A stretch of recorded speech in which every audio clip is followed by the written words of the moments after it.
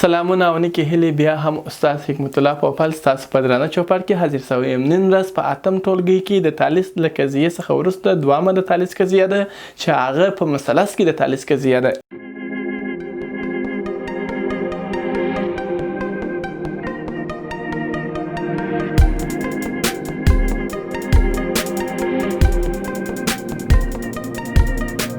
عنوان چې دی په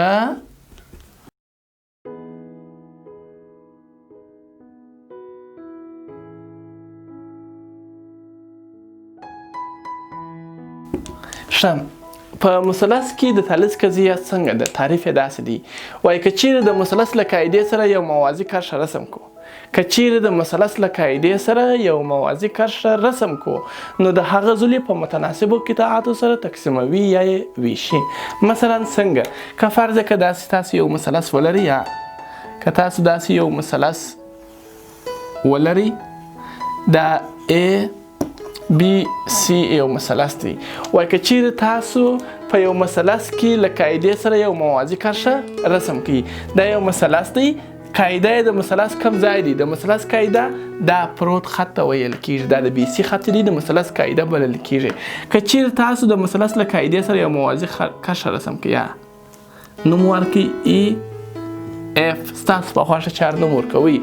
وایي که چیرې تاسو د مثلث له قاعدې سره یو موازي کرښه رسم کړئ، نو د مثلث دغه ځولې په متناسبو قطعاتو سره ویشي. په څه معنا؟ یعنې ګوره که تاسو داسې ولیکئ، دا ټوټه ای راواخلي پر د ای بي ولیکي، یعنی ای راواخلي پر دغه ای بي ټوټه یې لاندې ټوټه ولیکي، دا مساوي ده، دا متناسبه یعنی مساوي ده له چا سره؟ لکه د دې خوا ټوټه ای اف چې واخلو او د لاندې پر اف سی باندې چې کو ولیکو، یا هم داسې وکړو مثلا د دې خوا ټوله ټوټه ای بي ټوټه راواخلو پر دا لوړې ولیکو، ای باندې ولیکو. نو په یو طرف کې چې څنګه ځولې راواخلې، مثلا ټوله چې پر دا لوړه ولیکل، نو په بل طرف کې به هماغسې کوې ټوله ټوټه ای سی ټوټه پر لوړه ټوټه ای اف، چې په یو طرف کې هر کم ځولې رااخلې، معنا ټوله چې پر لوړه ولیکل په دې خوا کې، نو په دا بله خوا کې به هم ټوله پر دا لوړه ټوټه لیکې. وایي دغه نسبتونه به په خپل منځ کې سره چې شي سره متناسب یعنی مساوي. مثلا یو شکل راکې، یو شکل راکې، وایي تاسو په لاندې شکل کې د ایکس لپاره قیمت وټاکئ.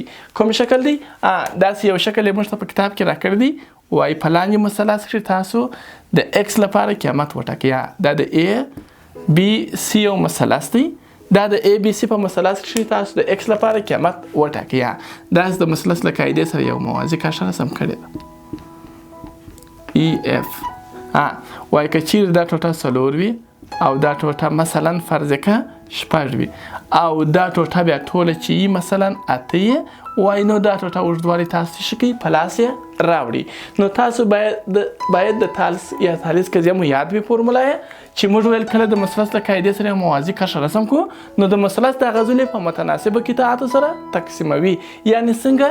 یعنې که د دې خوا د ای ای ټوټه یعنې څلور راواخلو او پر د خپله ای بي لاندې ټوټه شپږ ولیکو، دا متناسبه یا مساوي ده له چا سره؟ لکه د دې خوا ای اف ټوټه چې اته ده، ویې لیکو د لاندې اف سی یعنی ایکس چې ده، نامعلومه چې ده. او اوس که تاسو غواړئ چې د ایکس قیمت په لاس راوړئ، نو تاسو په تناسب کې د نامعلومه قیمت د پیدا کولو لپاره له طرفه اوسط څخه مو استفاده کول.